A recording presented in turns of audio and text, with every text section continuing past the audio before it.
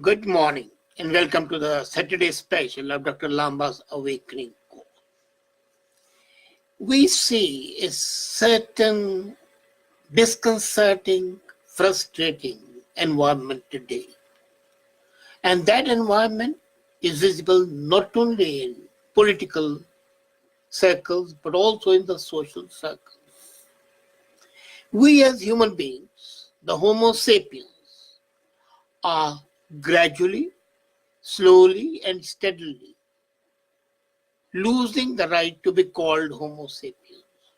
And that's primarily because we dehumanize others and others reciprocate and dehumanize us.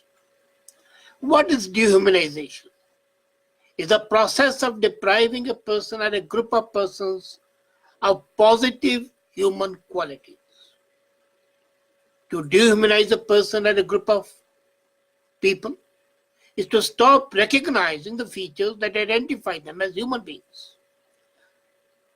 That is, their natural rights, their thoughts, their emotions, their familial and social relationships, to the point that people consider them to be like an animal and sometimes even as an inanimate object. And this dehumanization of the other human beings has been there since times immemorial, but now it is exceeding all limits, all constraints. And if I look at the history, I find examples of human dehumanization sickening and having fatal consequences. The history of the world is replete with dehumanization of human beings. People normally refer to Adolf Hitler's dehumanization of Jews. And he never referred to the Jews as human beings, but as rats and parasites. He used to say Jews don't live in houses, but in the nests. Like dogs, the Jews don't travel in groups, but in packs. So he herded Jews into camps and branded them with a number. He deemed them to be animals and allowed them to treat. And the Jews accepted that treatment. They had no way out. And that's why they were humanized. In India, the caste system is very strong, and the upper caste always believe the lower caste to be inhuman, worse than animals, and not even fit to be within the communicable distance. They had to maintain a respectable distance so that the shadow does not fall on the upper caste. And why? Have you ever considered the effects of dehumanization?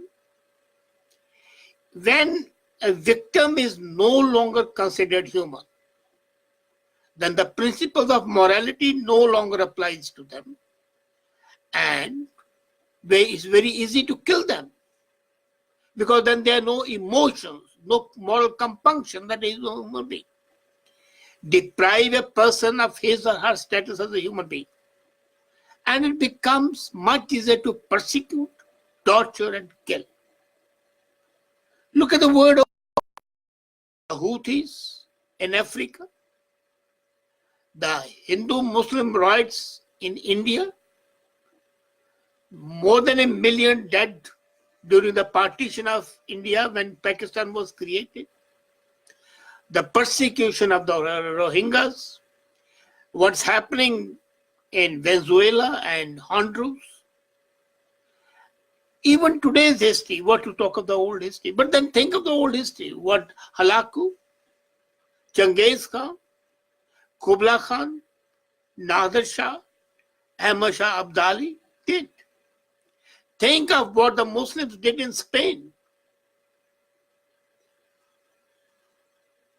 Wherever I look, the invaders, when they went to colonize, deem the conquered as subhuman beings, sometimes animals, sometimes not even animals. And then, this, as I said, this process of dehumanization made them, kill them, brutalize them. The condition of the slaves in USA was no better.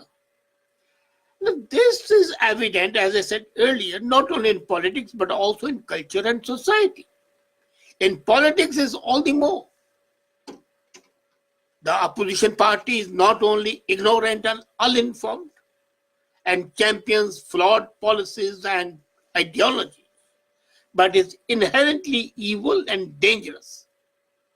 Politics today is not only about challenging the opposition's arguments and policies, but running them out of the politics. It is about destroying the enemy, lock, stock, and barrel. And then, this process of dehumanization, where the rival crew is not only wrong, but is evil, but is a representative of the devil. And how can mortal enemies embrace the give and take of a shared political project? They are not opponents, they are enemies. There is a fight between the human beings and the animals. And the exercise of raw power is the only deciding factor. The goal is not to win the arguments, but to crush the opposition. There's a vast difference between working within a democratic system and principles so respectfully, rationally challenge the opponent's point of view, policies, and ideologies, and to eradicate the opposition and his views altogether. Recently, some studies were done by Harvard University and by Vanderbilt University. And in both the research studies, it was seen that when asked to rank the members of the other party on the evolution scale, they were shown like apes. The opposition is an ape, a monkey, a donkey, a dog, a rat, a worm, not a human being. And imagine 77% of the people in both the research showed that the opponents are less evolved. They are not fully evolved. The process of evolution stopped for them at the ape-like level. And this dehumanization dehumanizes, as I said earlier, the human beings and takes from them their identity as human beings. Battered angels seek to heal a broken system by improving global and public discourse. What has actually happened is that our human discourse has absolutely broken down. It's always a fight to kill, if not physically, at least mentally and psychologically. The 20th century world, the causes might be noble, which it is not. But the moment you restore peace and civility is too late. The whole social intercourse has lost the civilized tone, the lack of civility. At one time, we used to think that the difference of opinion is welcome, that the difference of opinion is healthy and a sign of maturity. Not any longer. There's no question of difference of opinion. If you are Shia, then Sunni must be wrong. If you are Sunni, then Shia is a devil incarnate. And for both of them, Ahmadiyas are horrible. If you are a Democrat, then the Republicans are repugnant. And if you are a Republican, then Democrats are filthy dogs. In India, if you are a BJP guy, then the Congress people are the people who are the dregs of humanity. And for the Congress and their cohorts, the BJP is a party of devils incarnate, snarling dogs, no better than that. And look at the social level. What used to be considered that human beings are the same, today they are not. The caste system is broken, but even in that breaking, the remnants are more vicious and more horrible. When I look at the religions all over, there is not a single religion in which it is shown that human beings should not be treated as human beings. I fully appreciate that in some of the books, horrible things are written. Bible, Quran, both have certain horrible things about the opponent. So have the Hindu scriptures, where even women are treated as worse than animals. But then, is the spirit of competition and hatred too strong for us so that our full mental of humanity, the cloak of humanity that we wear, is torn apart? Without natural affection, truce breakers, false accusers, incontinent, fears, and haters reign supreme. The process of dehumanization results in human beings becoming cold, heartless, without empathy, without compassion, without mercy. They are, as a matter of fact, when the process of dehumanization takes place at the level to which it has degenerated today, then the condition of the human beings is really worse than animals.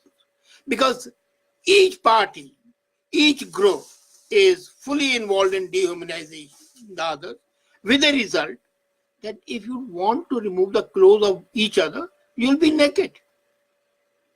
And here you are taking away the remnants of humanity from each other. So what are you left with? This is really what Hobbes said, man whose life is nasty, brutish, and short. The other country is always wrong. The other party is always wrong. The other person is always wrong. Agreed. But are they also necessarily inhuman? Are they not human beings? And if that is so, then do we have a right to say that we are the only human beings? I doubt it.